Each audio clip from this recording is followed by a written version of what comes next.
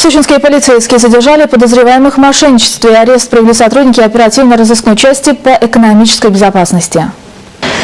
Двое предприимчивых сочинцев пришли на прием к начальнику строительной фирмы в Адлерском районе и сообщили о недостаточно полном перечне документов на проведение берегоукрепительных работ в русле реки Мзымка.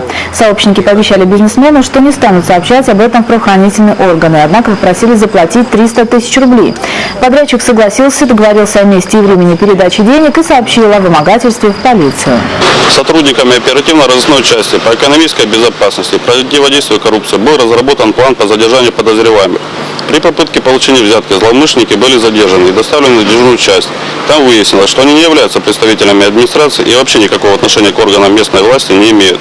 В отношении подозреваемых возбуждено уголовное дело по статье 30, части 3 и статье 159, части 3 Уголовного кодекса России. Покушение на мошенничество, совершенное в крупном размере.